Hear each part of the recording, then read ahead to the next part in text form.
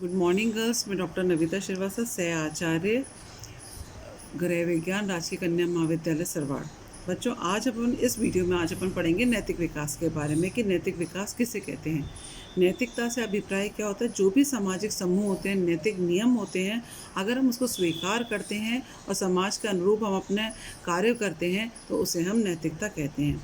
यह शब्द लैटिन के मोरेस से निकाला गया है, जिसका अर्थ होता है रीति रिवाज अथवा लोक रीति से है। नैतिक रूप से कार्य करने का अर्थ क्या होता है? जो भी समूह के द्वारा हम आचरण के प्रति हम आस्था रखते हैं और जो हम समाज द्वारा मान्य होते हैं उसके प्रति हम आचरण करते हैं, जैसा हम आचरण करते हैं तो हम नैतिक होते हैं। अगर हम उसके विपरीत करते हैं आचरण, हम सामाजिक आदर्शों का पालन नहीं करते हैं और उससे असमर्थ होते हैं, तो ये हमारा अनैतिक व्यवहार कहा जाता है। अनैतिक व्यवहार जो होता है वो हमारे समाज के समूह के अनुरूप नहीं होता है। इससे ये नहीं कि व्यक्ति को हानि होती है या व्यक्ति को जानबूझकर अनैतिक कार्य करता है, बल्कि कई बार क्या होता है वो जानबूझकर नहीं करता है, बल्कि उसको सामाजिक मर्यादाओं का ज्ञान ही नहीं होता है कि ये चीज़ क्या है, और उसके कारण भी कई बार वह अनैतिक व्यवहार करने लग जाता है।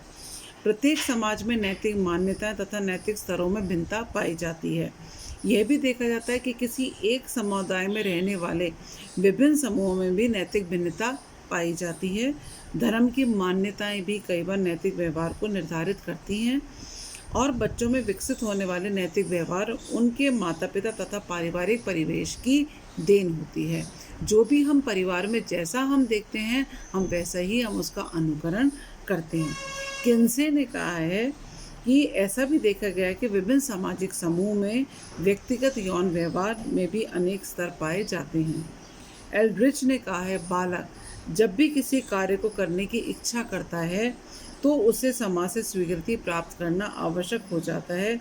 जब भी सामाजिक नियमों तथा व्यक्तिगत व्यवहारों में संघर्ष होता है, तब नैतिक रूप से परिपक्व व्यक्ति उनके संतोष के लिए संघर्ष की स्थिति को कुशलतापूर्वक संभाल लेता है। डॉक्टर कामिल बुल्के ने कहा है, सदाचार, नीति शास्त्र, नैतिक शिक्षा, उपदेश आदि बताए हैं।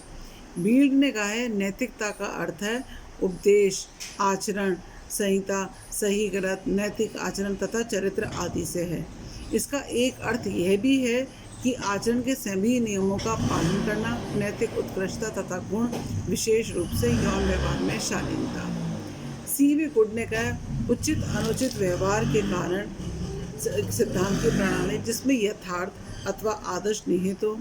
प्रजातांत्रिक नैतिकता, धार्मिक नैतिकता, किसी सिद्धांत या उचित अनुचित नियम का या प्रशिक्षण के संबंध में उचित उत्तम आचरण तथा अनुपालन तथा नैतिकता का प्रशिक्षण। तो हम कह सकते हैं कि जो नैतिक व्यवहार होता है वो अर्जित किया जाता है, वो सीख के नहीं आता है, बल्कि हम जब ये चेतना हमारे परिवार में ही हमसे विकसित होती है। और यही कारण है कि परिवार में यदि कोई बालक विपरीत आचरण करता है तो यह समझना नहीं है कि परिवार की उसके लिए उत्तरदायित्व है, और माता पिता ही बच्चों के लिए एक रोल मॉडल होते हैं। माता पिता जैसा व्यवहार करेंगे, जितना सुसंस्कृत परिवार होगा, जितना सभ्य परिवार होगा, उतने ही अच्छे नैतिक मूल्य बच्चे में आएंगे। जितना ही माता पिता का आचरण विपरीत होगा, उस असंस्कृत परिवार होगा, असभ्य होगा, जितनी गाली गलौज और अभद्र भाषा का प्रयोग होगा, वो ही बच्चा जाने अनजाने में, जिसे कहते हैं, बच्चा सीख लेता है और उससे बच्चे का आचरण कर लेता है। और ऐसी धारणा भी देखी जाती है, व्यक्ति का विश्वास भी होता है कि ऐसे बालकों को कई बार सुधारा भी नहीं जा सकता। शारीरिक दंड द्वारा ऐसे बालकों को नैतिकता के मार्ग पर लाने की दुहाई दी जाती है, किंतु ऐसी धारणा भी वाले व्यक्ति भूल जाते हैं कि बालक में अच्छे बुरे की धारणा का विकास तो परिवार में ही रह के हुआ है, और वही उसी के कारण वह धीरे धीरे सामाजिक संपर्क के कारण उसे इन नैतिक मानदंडों और आवश्यकताओं का ज्ञान ही होता है। हम ये भी कह सकते हैं कि कोई भी बालक अपना स्वयं का नैतिक आचरण विकसित नहीं कर सकता। सामाजिक आचरण का अनुपालन एकदम नहीं हो पाता है, इसके लिए सतत प्रयत्न, नैतिक शिक्षा और समय की आवश्यकता होती है। अब 12 वर्ष की अवस्था तक पहुंचने पर बालक इस योग्य हो जाता है कि उसका व्यवहार स्थायी हो। अब हम कहेंगे कि नैतिक व्यवहार का विकास कैसे होता है। समाज के समस्त व्यवहारों को तो हम ग्रहण करने में व्यक्ति को अनेक वर्ष लगते हैं, परंतु इसमें कुछ नैतिक व्यवहारों को वो दंड और पुरस्कार के कारण सीखता है, कुछ को अनुकरण के द्वारा सीखता है और कुछ को वह अपने चिंतन के द्वारा भी सीखता है।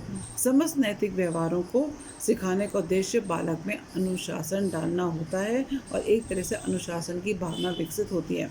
यदि बालक अनुशासन की धारणा को स्पष्ट रूप है तो नैतिक व्यवहार को सरलता से सीख लेगा, और यदि अनुशासन में रहता है बच्चा तो वह सही गलत का भी समझ आ जाती है, चिंतन कर लेता है कि क्या सही है क्या गलत है, और उससे उसको वह सीख लेता है कि हमारे लिए नैतिक व्यवहार क्या सही है।